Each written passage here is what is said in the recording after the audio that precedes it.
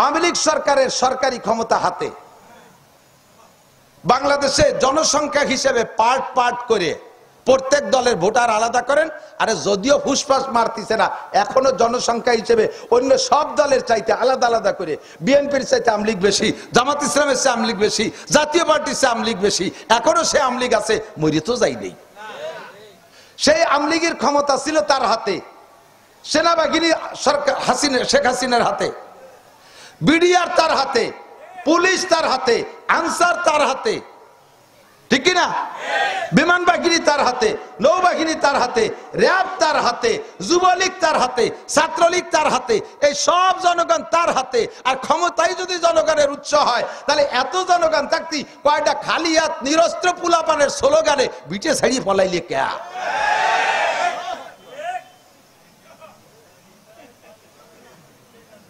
জন্মের সত্যি কথা কইছি না? এখনো এই কথা যারা কয় জনগণ ক্ষমতার উৎস, তারাও একদিন দাবড় খাবে। যে এই কথায় বিশ্বাসী তাকে আল্লাহ দেখায় ছেড়ে দেবে, তোর সব জনগণ দিলাম, থাক এবার টেক, তুই কি ভাড়া পারিস। আমি এই যে আওয়ামী লীগরে হিট মারছি না, সকলকে শিক্ষা দিচ্ছি। সবাই ফাতাবিরু ইয়া উলিল আবসার, বুদ্ধি থাকলে এখান থেকে উপদেশ গ্রহণ করো। বন্দায়ে ইশকে শুদি তারকে নসব কুঞ্জামি কে দারি রাহ ফুলান ইবনে ফুলা চিজে নিস্ত। আল্লাহর আশেক, জাকের, মুহিব, ভালোবাসার বান্দা হওয়ার জন্য বড় বংশের মানুষ হওয়া জরুরি না। আল্লাহ তাআলা এমন কোন কোটেশন শর্ত লাগাই দেন নাই যে ওয়াজ শুনতে হলে, হিদায়ত পাইতে হলে ধনী মানুষের ছেলে হতে হবে, মাহফিল শোনার জন্য চেহারা হতে হবে সালমান শাহর মতো একেবারে টলটলিয়া, আর ওয়াজ শুনতে আসার জন্য বাপ শিল্পপতি কোটিপতি হতে হবে, তাকে ছেলেরা ছাড়া ওয়াজ শুনতে জায়গা পাবে না। বাপের 500 মন 1000 মন দান পাইতে হবে, নালি তারা ওয়াজ শুনতে পারবে না। MA pass BCS pass cadre ছাড়া ওয়াজ শুনতে পারবে না। আল্লাহ তাআলা যদি এইরকম শর্ত দিত, তাহলে আমরা এই মাঠের সব কয়জন ফেল করতাম। সবচেয়ে আগে ফেল করতাম আমি, স্বাস্থ্য চেহারা কিছুই নাই। আল্লাহ তাআলা এরকম কোন শর্ত না দিয়ে সহজ করে দিয়েছে আমাদের জন্য যে এ রাস্তায় যেই আসবে আল্লাহ তাআলা তাকে বরণ করে নেবেন। এজন্য আমরা শুকর আদায় করি, আলহামদুলিল্লাহ। তো অনেক মূল্যবান কথা। আসলে বর্তমানে চলছিল সুরের বাহার, নূরের গুরুত্ব শেষ। সুরের দাম, নূরের দাম নাই। মুফতি আব্দুল গফফার সাহেব হুজুর ভাঙা ভাঙা কণ্ঠে কাটা কাটা যে কথাগুলো বলে গেছে, আমার মনে হয় বাংলাদেশের সব বক্তারা যদি বসে শুনতো, যারা একটু সুপায় জোর আছে, ভালো প্রতিবারে যারা, এরা যদি হুজুরের ওয়াজ শুনতো, শিরোনাম হিসেবে ওই ওয়াজ কয়টা মুখস্থ রেখে 20-22 বছর দুইও মুছে খাতি পারত। এর সমস্ত ওয়াজের শিরোনাম, হেডলাইন হুজুর বলে দিয়ে গেছেন। যদি বোঝার নিয়তে, জিন্দেগির হাল পরিবর্তন করার নিয়তে আমরা শুনে থাকি, যে কয়জন সেই সময় শুনছি, আমরা সাথে নেওয়ার চেষ্টা করব কথাগুলো, ইনশাআল্লাহ পরিবর্তন হবেই হবে। পরবর্তীতে আমাদের যুবক বক্তা হযরত মাওলানা জুবায়ের হোসাইন, বড় মাপের আলেম, শাইখুল হাদিস, হাদিস বুখারী শরীফ পড়ায়। তো সমস্যা হলো, ঘর কি মুরগি ডাল বরাবর। আপনাদের এই এলাকার ছেলে না, বাড়ির মুরগির ডাইল ডাইল বাপ। উনি আমার সুলতান শাহী মাদ্রাসার মাঠে যায়, 20,000 শ্রোতা, সবচাইতে বেশি সুন্দর বয়ান করে সেখানে উনি। যারা বয়ান করে তার মধ্যে যুবকদের ভিতরে অন্যতম বক্তা। আর এই জায়গায় নিজেকে জুবায়ের তো নামে না কায়, নাসির হুজুর আসে না কায়, এই যে খেসর মেসর হচ্ছে সবাই, উনিও মন খুলে কথা কইতে পারেন, ওদিকে সময় টানাটানি লেগে গেছে। আমাদের কাছে দাওয়াত দিতে যায় পাবলিক, কত রং যে শুনি, আশ্চর্য হবেন। আইসে কয়, হুজুর আপনি যদি দাওয়াত না রাখেন তাহলে এই মাঠে মমতাজ রেদে গান দেব। অথচ আমার একটা ঘন্টাও খালি নেই, যেভাবে খালি করেন, নালি মমতাজ রেদে গান দেব। আরে মমতাজ ঠেয়াতি হলে তো আমার জাতি হবে একটু। তাই জাগা বা জাগা স্বাস্থ্যের সাথে পারি না, সময়ের সাথে পারি না, একটু সোয়া দেয়া লাগে। আপনি না আনলি অমুক ভণ্ডরে আনবো, এ বাউল বক্তা আনবো, ইত্যাদি ইত্যাদি ভয় দেয়। তো এজন্য সময়ের ভাগ করতে যাইয়ে জায়গায় জায়গায় কম হয়ে যায়। লম্বা সময় না, যে কয়টা কথা যেই বলছে সারা রাত শুনলে শোনা যাবে, সারা রাত বললেও বলা যাবে। কিন্তু লম্বা টাইম কথা হলে পিছনের কথাগুলো ভুলে যায়, এটাই নিয়ম। এজন্য হুজুর আলাইহিস সালাতু ওয়াস সালামের বয়ানের তরজ ছিল মাগরিবের পরে ঘন্টাখানিক, ফজরের পরে ঘন্টাখানিক, যতক্ষণ মানুষের মন মানসিকতা ভালো থাকে। লম্বা টাইম কথা বললে শুনলে শেষের দিক যে ব্রেন উঠতে যায়, আর নগদেরটা মনে থাকলেও পিছনেরটা ভুলে যায়। তো আমরা ক্লাসের মতো স্কুল কলেজ মাদ্রাসায় ক্লাস হয় 35-40 মিনিটের, এটা পিরিয়ড হয় না, এরকম পিরিয়ড ভাগ করছে কেন জানেন? মনস্তাত্ত্বিক বিজ্ঞানীরা হিসাব করছে যে একজন মানুষের মন মানসিকতা একটা লোকের কথা শোনার জন্য কতক্ষণ স্বাভাবিক থাকে। তো দেখা গেল 35 থেকে 40 মিনিট, 50-60, 1 ঘন্টা যদি কেউ কথা বলতে দেয় কোনো প্রফেসররে, তাহলে শেষের দিক যাইয়া পোলাপান কথা না শুনে পিছনে বসে মোবাইল টেপে খোসাখুচি টেপাটেপি বাদাম খাওয়া খাই করে। কাজে কাজে শেষের ওই সময়টুকু নষ্ট না করে যতটুকু সময় কাজে লাগে 40 মিনিট, এইটুকু একটা তার পিরিয়ড ভাগ করা হয়েছে। আমরাও সেভাবে যদি বয়ান শুনতাম আর করতাম তাহলে আমাদের সকলের জিন্দেগিতে কাজে লাগতো। এর নগদ আর একটা প্রমাণ বলে আমি কথার দিকে যাচ্ছি, সেটা হলো দাওয়াত ও তবলিগের বয়ান তো শুনেছেন। তবলিগের বয়ান শুনছেন নি কেন? তবলিগ ভালো লাগে তো? জান আর না জান ভালো লাগে কার কার? একটু আল্লাহর রাম দেখাবেন। সময় নাই, জান না, ঝামেলায় পড়ে যান না, নফসের ধাক্কায় পারেন না, সকলের ভালো লাগে তো? মাশাআল্লাহ। যাই হোক, তবলিগের লোক আছে, কথা বলতে সহজ। দেখেন মাগরিবের পরে 40-45 মিনিট, ফজরের পরে 40-45 মিনিট। বিশ্ব ইজতেমার মাঠে কত বক্তা আসে, 2-2.5 ঘন্টা 3 ঘন্টা ধরে কেউ বয়ান করে না, ঠিক না? আরো বক্তার ভিতরে অহমিকা অহংকার যাতে না আসে এই জন্য ইজতেমার মাঠে কোনো বক্তার নামও বলে না। আর আমাকে এই জায়গা তো একেবারে বাপরে বাপ, খানিক দূরিতে আইডিয়া নাড়াই দেওয়ার মতো নাড়াইতে বিদ্যুতি দিতে আনে।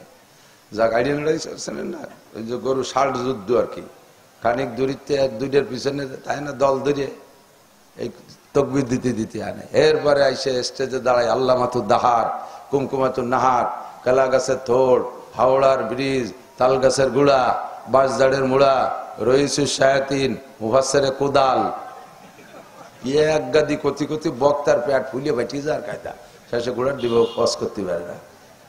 এই সব কিছু থেকে বক্তাদেরকে পরিচ্ছন্ন রাখতে হবে। এই আল্লামা ফাল্লামা এইগুলো কি দরকার আছে? কোনো দরকার নাই।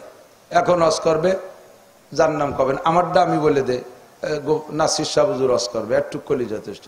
আর আপাতত গোপালগঞ্জেও কইেন না, ভাব ভালো না, এক বিপদ হয়ে গেছে। খালি নাম কইেন, সারা বাংলাদেশে চেনে। আল্লাহু আকবার। এদিক তো আল্লাহ পাক রব্বুল আলামিনের কাছে আমরা শুকর আদায় করি যে আল্লাহ তাআলা আমাদের মুসলমানের ঘরে সৃষ্টি করেছেন। এটা বলবেন না? হরিপদ নইলে ঋষি, গৌর গোবিন্দ, ব্যানার্জি, চ্যাটার্জি, ভট্টাচার্য, হিন্দুকে উপাধি না, চৌধুরী, মন্ডল যা আছে, হিন্দু, বুদ্ধ, খ্রিস্টান, ইহুদ, নাসারা, কাফের, মুশরিক, দুনিয়ায় বর্তমানে বড় বড় পণ্ডিত আর বিজ্ঞানী তো তারাই। দুনিয়ার এত না থাকারে তারা আবিষ্কার করতেছে, মহাকাশে ভ্রমণ করতেছে, চাঁদে যায়, মঙ্গল গ্রহে যায়। চাঁদও তার বাপের বানানো না, মঙ্গল গ্রহ তার মামবাড়ি সম্পত্তি না। সেই জায়গা যাইয়ে ঘর বাড়ি বাঁধতেছে, জায়গা জমি দখল করতেছে, প্লট বরাদ্দ করতেছে। আল্লাহ তাআলা এত বুদ্ধি দিয়েছে তাদেরকে, জায়গায় বসে পৃথিবীর সারা দুনিয়াকে ধ্বংস করে দেওয়ার মতো অস্ত্র বানাচ্ছে। এত বুদ্ধি দিয়েছে, অথচ এই বুদ্ধি দিয়ে আল্লাহকে খুঁজে পাচ্ছে না। এখনো আল্লাহ যে তার সৃষ্টিকর্তা এই কথাটা বুঝ আসতেছে না। আর আমার মতো আইসো পাইসো আড়াইনিয়ে বাড়াইনিয়ে মূর্খ কৃষকের ছেলে, আব্বা মাছ মারে, হাল চষে, কৃষি খাত খাবার করে, এইরকম গরিব মানুষের হুটোমানদারের পোলাপান আমরা, আমাকে একটুক লেখাপড়া দিয়ে জীবনও আল্লাহ তো দূরের কথা কিছুই টের পাতাম না। আল্লাহ সৃষ্টিগত ভাবে আব্দুল খালেক, আব্দুল মালেক, জরিনে, সকিনা, রহিমা, আয়েশা, মারিয়াম, ফাতেমা, খাদিজার ঘরে জন্ম দিয়েছে বিদায় জন্মের পরপরই আব্বা ডান কানে আজান আর বাম কানে ইকামত দিয়ে আল্লাহ আল্লাহ রসুলের সাথে পরিচয় করায় দিয়েছে। এজন্য শুকর আদায় করি আলহামদুলিল্লাহ। তাই তো আমরা সহজে মুসলমান, নাকি বলেন? শিক্ষা দীক্ষা যোগ্যতা দিয়ে যদি আল্লাহরে খুঁজে বের করতে হতো কোনো মতেও সম্ভব হতো না। আপনারা পারলেও আমি পারতাম না, আমি যে বাদামিয়ার বাদামিয়া, কোনো মতো আমার দ্বারা সম্ভব হতো না।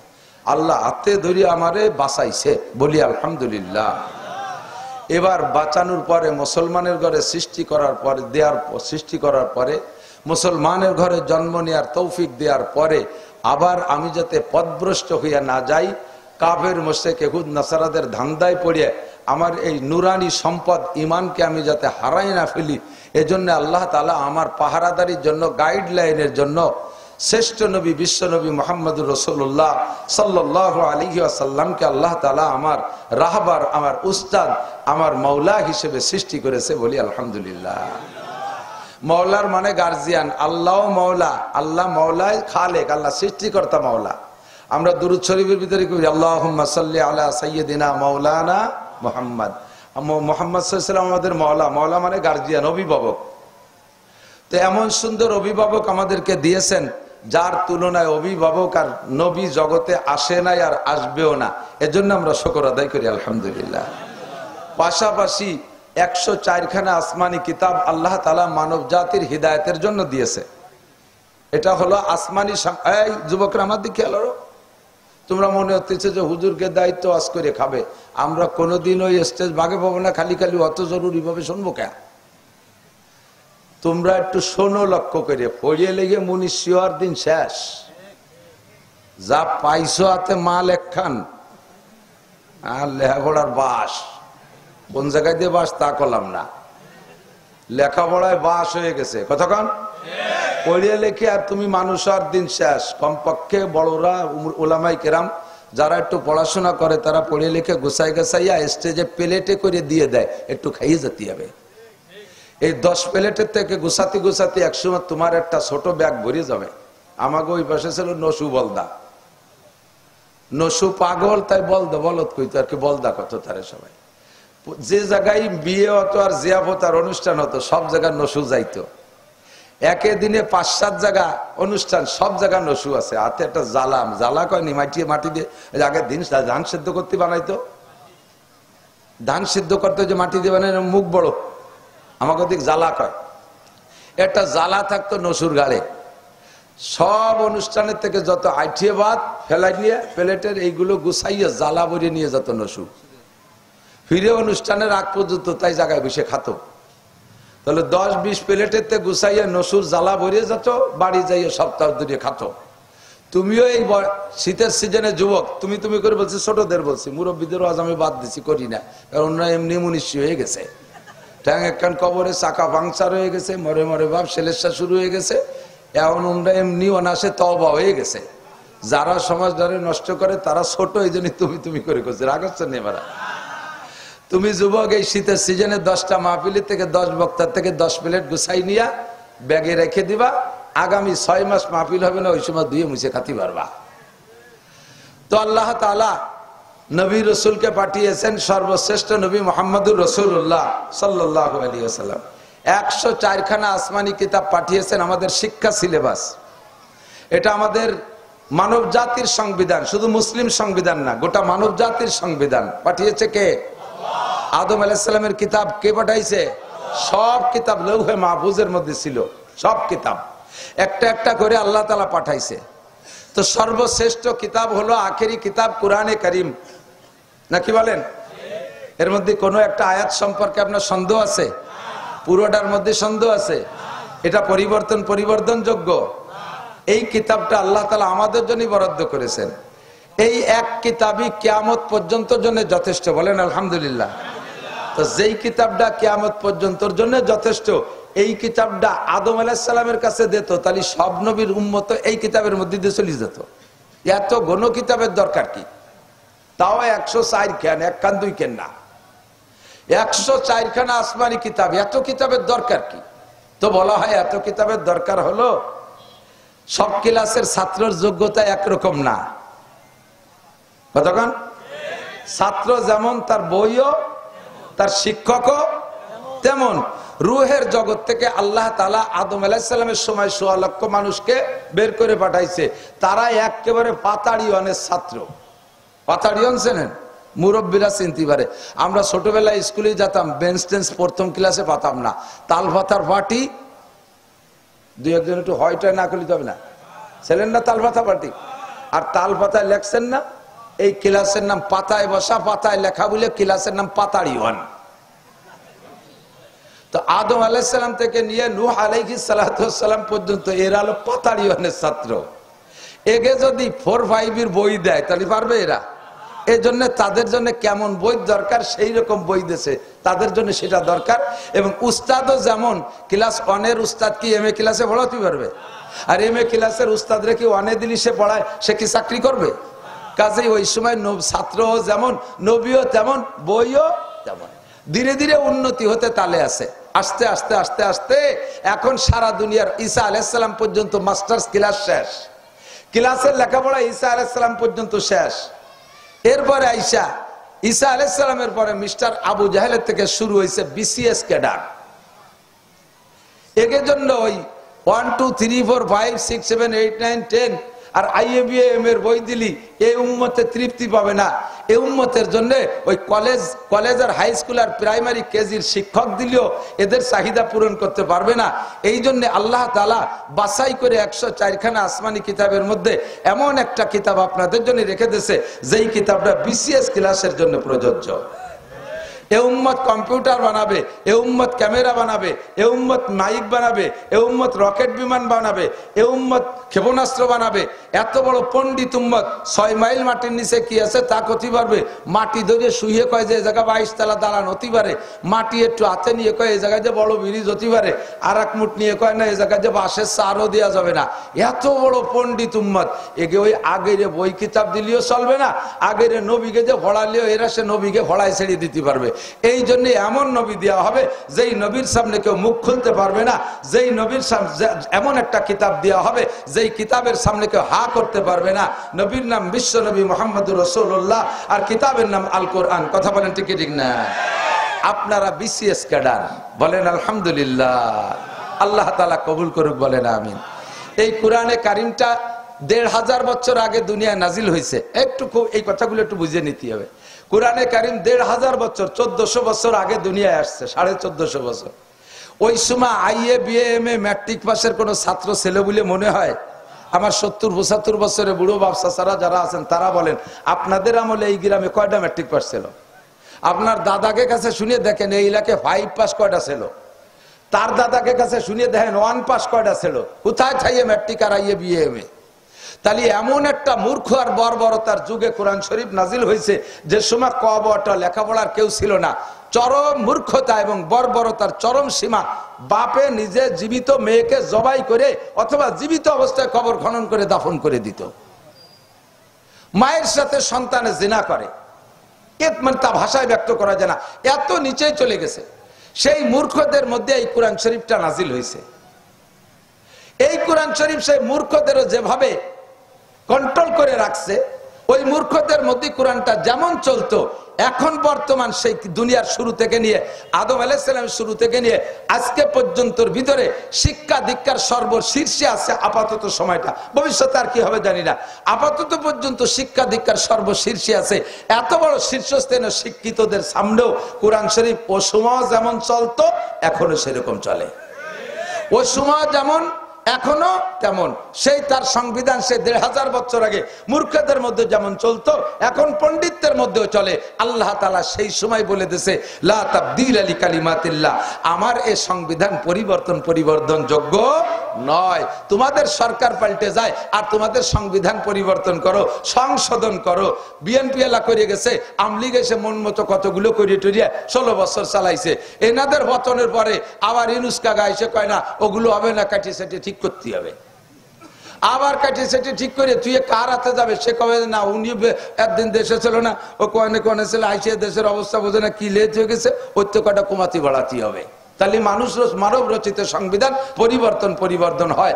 আর আল্লাহ রচিত সংবিধান কোরআনে কারীম বিসমিল্লাহির রহমানির রহিম আলহামদুলিল্লাহি রাব্বিল আলামিন থেকে নিয়ে মিনাল জিন্নাতি ওয়ান নাসের সিন পর্যন্ত একটা হরফও পরিবর্তনযোগ্য নয়, একটা নুক্তাও পাল্টানোর দরকার নাই, একটা মাসালাও পাল্টানোর দরকার নাই, একটা আয়াত পাল্টাই ও জায়গায় আরেকটা কিছু ঢুকানোর প্রয়োজন এবং পরিপূর্ণ। কোন জায়গা ফাঁক নাই, সেই জায়গাটা আঙ্গুল ঢুকবা, কোন জায়গায় একটু বাড়িয়ে গেছে সেইটুকু কাটিয়ে ফেলাই দেওয়া, এরকম কোনো সুযোগ নেই। এই কথাগুলোর পর বিশ্বাস আছে না নাই? এই কোরআন শরীফ 30 পারা, পারা হিসেবে ভাগ করা হয়েছে কয় পারা? 30 পারা। সূরা হিসেবে 114 সূরা। আয়াতের সংখ্যার ভিতরে দুইটা গণনা হযরত আলী রাদিয়াল্লাহু তাআলা আনহু গুণে পাইছেন 6666। সিদ্দিকা আয়েশা রাদিয়াল্লাহু তাআলা আনহা গণনা করছেন, উনি পাইছেন 6236। এই পার্থক্যটা, তার ভিতরে কিছু কথা আছে, এই দিয়ে আমাকে দরকার নাই। তারপরে অল্প একটু কয়ে যাই যে মতানৈক্য কেন। মতানৈক্য হওয়ার কারণ হলো আমরা সূরা ফাতিহা পড়ি না, সিরাতাল্লাযীনা যারা কোরআন শরীফ দেখে পড়তে পারেন যাই দেখেন, কোন কোন নুসখায় লেখা আছে আলহামদুলিল্লাহি রাব্বিল আলামিন এক আয়াত, আর রহমানির রহিম এক আয়াত, মালিক ইয়াউমিদ্দিন এক আয়াত, ইয়্যাকা না'বুদু ওয়া ইয়্যাকা নাস্তাঈন এক আয়াত, 4 আয়াত, ইহদিনাস সিরাতাল মুস্তাকিম 5, সিরাতাল্লাযীনা আন'আমতা আলাইহিম 6, গায়রিল মাগদুবি আলাইহিম ওয়ালাদ-দাল্লিন 7। এর নাম সাবুল মাসানি। আবার কোন কোন নুসখায় লেখা আছে শুরুতে আয়াত আয়াত, শেষে যাইয়া সিরাতাল্লাযীনা আন'আমতা আলাইহিম গায়রিল মাগদুবি আলাইহিম ওয়ালাদ-দাল্লিন, এই দুটো মিলে এক আয়াত। তাহলে সূরা ফাতিহার নাম যে তো হাদিসের মধ্যে আছে 7 আয়াত বিশিষ্ট সূরা, তাহলে শেষের 2 আয়াত মিলে যদি এক আয়াত হয় তাহলে আর এক আয়াত কয় যে বিসমিল্লাহির রহমানির রহিম আর এক আয়াত। এইভাবে ভাগ করিয়া আয়াতের ভিতরে কিছু কাটছাড় ব্যাসকম হয়েছে, তাতে আয়াত সংখ্যা যাই হোক না কেন, যে আয়াত কোরআন শরীফের 6666 বা 236 আয়াতের মধ্যে আল্লাহ তাআলা আমাদের গোটা জিন্দেগীর সংবিধান দিয়ে দিয়েছে। বোঝে নাই? গোটা জিন্দেগীর সংবিধান কোথায় আছে কোন? জোরে বলেন কোন? ব্যক্তি জীবন চালানো, পরিপূর্ণ ব্যক্তি জীবন চালানো সম্ভব কোরআন দেখে। পরিবার জিন্দেগি, পারিবারিক জিন্দেগি পরিচালনা সম্ভব কোরআন দেখে। আছে না নাই? অর্থনীতি কোরআনে আছে না নাই? সমাজনীতি কোরআনে আছে, রাজনীতি কোরআনে আছে, আন্তর্জাতিক নীতি কোরআনে আছে। সব জিন্দেগির সমস্ত বিষয় আল্লাহর কোরআনে ভরপুর। আর এভাবেই যদি কোরআনকে সমাজে বাস্তবায়ন করা যায়, রাষ্ট্রীয়ভাবে বাস্তবায়ন করা যায়, আল্লাহ পাক রব্বুল আলামিন বলেন লাফাতাহনা আলাইহিম বারাকাতিম মিনাস সামাই ওয়াল আরদ। আসমান আর জমিন থেকে, আসমান থেকে রুজি আসে, আর জমিনের ভিতরে যে রুজিতে বরকত বাড়ে। কোন সুবহানাল্লাহ। কারণ জমিনের মধ্যে আল্লাহ তাআলা 2টা গুণ দিয়েছে। এই দিক খেয়াল করেন, জমিনের মধ্যে মাটির মধ্যে কয়টা গুণ? 2টা গুণ। যেই 2টা গুণ আল্লাহর বড় পছন্দ হয়। এই 2টা গুণ মাটি ছাড়া আর কাহার মধ্যে নাই। স্বর্ণের মধ্যে নাই, রূপর মধ্যে নাই, আগুনের মধ্যে নাই, আর কাহারও মধ্যে নাই। এই 2টা গুণ পানির মাটির মধ্যেই আছে। 1 নম্বর গুণ হলো মাটির ভিতরে ধৈর্য। মাটির মধ্যে ধৈর্য, সবর। মাটির ভিতরে ধৈর্য আর সবর আছে। 1, মাটির উপরে 50 তলা দালান বানাইছেন, মাটিতে কোনোদিন কয় না মিয়া তুমি তো 2 মণ বতি পারো না, আমার গাড়ি এত বড় উঠে দিলে কে কইছে কোনোদিন? আবার 100 বছর ওই দালান ব্যবহার করার পরে বুলডোজার দিয়ে ভাঙ্গেছিল, সে জায়গা 30 হাত খুঁজে হুইরেটটা বানাইছে পুকুর। মাটিতে এ সময় কয় না মিয়া তোমাকে মতো জালেম নাই, একদিন বিশাল বোঝা একটা গাড়ি উঠে দিয়েছিলে, আজকে কোদাল দিয়ে খুঁজে গা একেবারে শেষ করে ফেলাই দিলে কইছে কোনোদিন? জীবন ভরে পান নিচে থাকে, হাইটে হাইটে কত ওয়েটের পুরে দেই, কোনোদিনও মাটিতে বিরক্ত বোধ করে না। মাটির ভিতরে ধৈর্য। 2 নম্বরে মাটির ভিতরে আরেকটা গুণ আছে, সেটা হলো আমানতদারি আর বরকত। মাটিরে যা দেবেন মাটি তার চেয়ে বেশি দেয়। 1 কেজি পেঁয়াজের বীজ বুনাই দেন, 20 মণ পেঁয়াজ দেয়। 1 কেজি পাটের বীজ বুনাই দেন, 20 মণ পাট দেয়। একটা আমের আঠি দেন, 100 বছর পর্যন্ত হাজার হাজার আম দেয়। একটা নারকেল দেন মাটিরে, 50 বছর পর্যন্ত শত শত নারকেল দেয়। একটা কাঁঠালের বীজ দেন, 100 বছর পর্যন্ত সে হাজার হাজার কাঁঠাল দেয়। এটা হলো মাটির স্বভাব। মাটির মধ্যে আল্লাহ তাআলা বরকত রাখছে। এই জন্য আল্লাহ তাআলা মানুষকে বানাইছে মাটি দিয়ে। স্বর্ণের মধ্যে অহংকার, এদিক তাকান, মানুষ সর্বশ্রেষ্ঠ সৃষ্টি, এরা আল্লাহ তাআলা সর্বশ্রেষ্ঠ দামি পদার্থ দিয়ে বানাইতে পারতেন, হীরা কাঞ্চন মণি মুক্তা দিয়ে বানাইতে পারতেন, সোনা আর রূপো দিয়ে বানাইতে পারতেন। কয় না ওই দিয়ে বানানো যাবে না, এর ভিতরে অহংকারে ভরা। যার গলায় হীরা কাঞ্চন আছে তার দিকে তাকানো যেন খালি এরকম জাকি দেয়। যে মহিলা সারা গায়ে অলংকার ব্যবহার করে, অলংকার বিহীন মহিলাকে সাথে কথা বলতেও সে ঘৃণা বোধ করে। কতক্ষণ? যার হাতে, পুরুষের ভিতরে যদি হাতে একটা আংটি থাকে, স্বর্ণের আংটি থাকে, ঘুরোই ঘুরোইয়া আংটি বিহীন হাতটারে ওই পাশে সরাই রইয়া আংটি এলা হাতটারে খালি সামনে দিয়ে নাচায়। কথা কয় না? এক বড় লোক লাঠি বানাইছে, লাঠির মাথা বানাইছে সোনাই দিয়ে। মাছ কিনতে যাইয়া জাইলের দোকানে যাইয়া লাঠি হাতের মধ্যে রয়েছে, থাক আদ্য কলিবারতে পারে না যে এই ভাগ কয় টাকা। উনি ওই লাঠির সোনাটুক দেখানোর জন্য, অহংকার জিতানোর জন্য সেই কুড়া লাঠির মাথা ঘুরে কয় এতনি এতনি মছলি কেতনি কেতনি কিমত। উর্দু কয় এই মাছ কয় টাকা দাম। যাইলি আবার ওই টের পাইছে যে তুমি তোমার লাঠির অহংকার দেছো। যাইলি আবার ভয়সালা যাইলি, ও কিছুদিন আগে দুটো দাঁত পড়িয়ে গেছিল, সেই দাঁত দুটো বান্ধাইছে সোনাই দিয়া। তুমি তোমার লাঠির মিসকি দেখাও, লাঠির জাকি দেখাও, তাহলে আমার সোনা দেখাবো। ও দাঁত বারে 20 রুপিয়া, ও দাঁত না বারে 20 টাকা করলি তো পারত। 20 রুপিয়াকে ভেসকি যে দাঁত দেখাই দিছে। স্বর্ণের মধ্যে অহংকার আছে, এই জন্য স্বর্ণ দিয়ে তোমারে বানাই নাই। প্রত্যেক এই দামি পদার্থের মধ্যে অহংকার আছে। আমি অহংকার পছন্দ করি না। অহংকার করার অধিকার ক্ষমতা একমাত্র কার? আল্লাহু আকবার বলেন। আল্লাহু আকবার। বাংলাদেশে কোনো আকবার আছে আল্লাহ ছাড়া? নামে আকবার থাকতে পারে, সে আকবরের নাম শুরুতে আব্দু আছে। আব্দুল আকবার বলতে হবে। আকবার একমাত্র কে? আল্লাহ। কথা বলেন ঠিক না? আল্লাহ। দুনিয়ার কোন নেতারে আকবার বলা যাবে না। মহান নেতা, কিসের সাতার মহান? 2 মিনিটের ভিতরে এক মহান তালাশ করে পাওয়া যাচ্ছে না বাটি চালান দিয়ে। তাই কিসের মহান হলো? ঠিক না? কাজে মহান সবকিছু সর্বমহান কে? তো আল্লাহ বলেন অহংকার আর তাকাবুর আমি পছন্দ করি না, বিদায় এই অহংকারী ম্যাটেরিয়াল দিয়ে আমি তোমাদেরকে বানাই নাই। মিনহা খলাকনাকুম, মিনহা খলাকনাকুম পড়েন না কে? তোমারে বানাইছি কি দিয়া? মাটি দিয়ে। হা মানে মাটি। মিনহা খলাকনাকুম, মাটি দিয়ে বানাইছি। তো মাটি দিয়ে বানাইয়া আবার কইলে যে তুমি আশরাফুল মখলুকাত, তুমি আল্লাহ আমাদের বললে সর্বশ্রেষ্ঠ সৃষ্টি, শেষ সেরা, তা আমাকে মাটি দিয়ে বানাইলে সেটা বানাইতে যদি সোনা দানা দিয়ে বানাইতে পাগল। ওর ভিতরে অহংকার আছে, ও দিয়ে বানানো যাবে না। মাটি দিয়ে বানাইছি, মাটির মধ্যে 2টা গুণ আমার ভালো লাগে। 1 নম্বরে ধৈর্য, আর একটা হলো আমানতদারি, বরকত।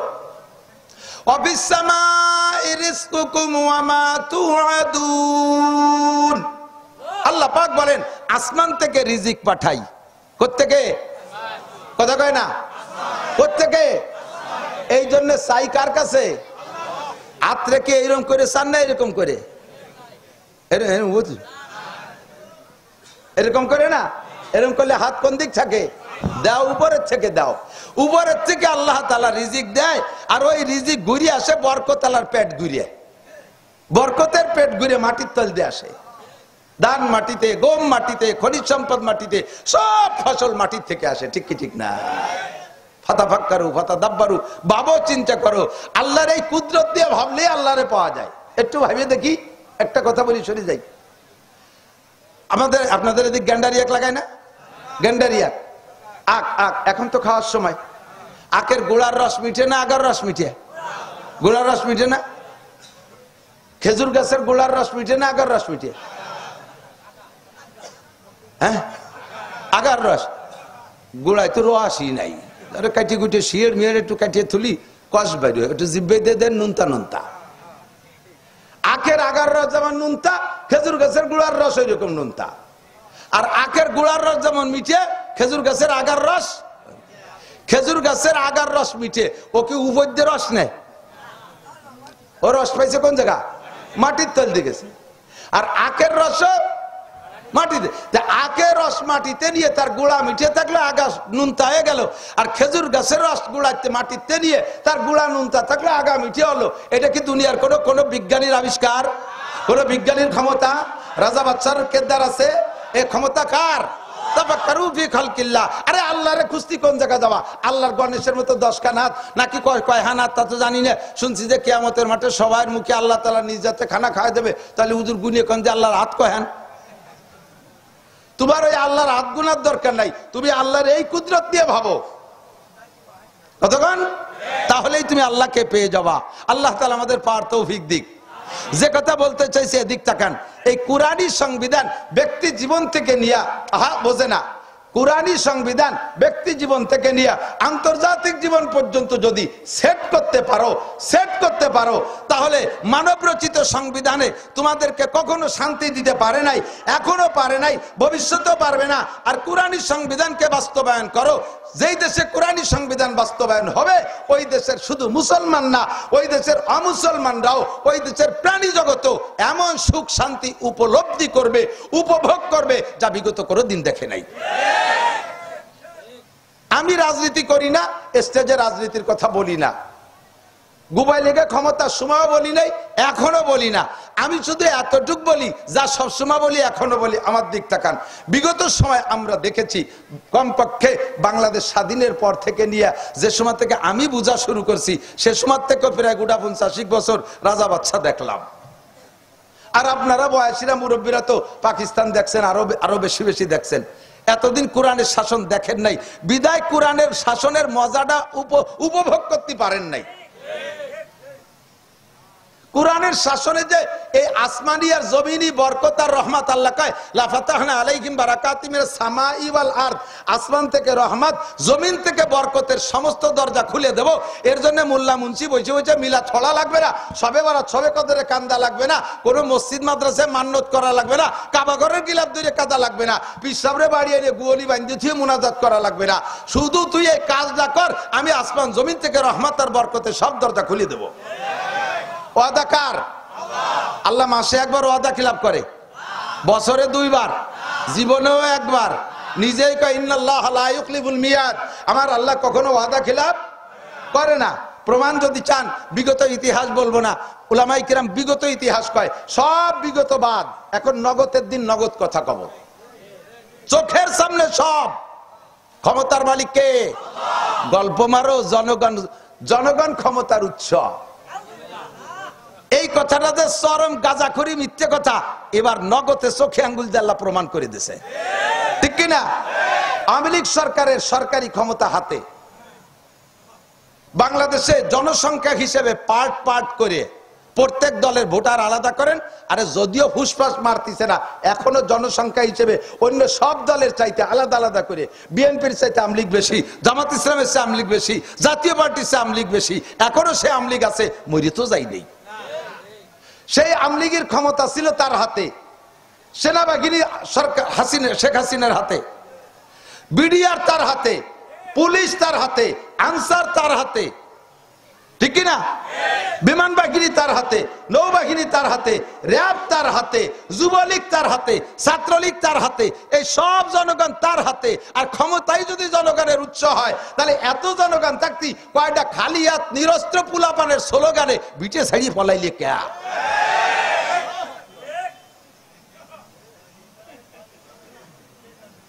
জন্মের সত্যি কথা কইছি না? এখনো এই কথা যারা কয় জনগণ ক্ষমতার উৎস, তারাও একদিন দাবড় খাবে। যে এই কথায় বিশ্বাসী তাকে আল্লাহ দেখায় ছেড়ে দেবে, তোর সব জনগণ দিলাম, থাকবে টেক, তুই কি ভাড়া পারিস। আমি এই যে আওয়ামী লীগরে হিট মারছি না, সকলকে শিক্ষা দিচ্ছি। সবাই ফাতাবিরু ইয়া উলিল আবসার, বুদ্ধি থাকলে এখান থেকে উপদেশ গ্রহণ করো।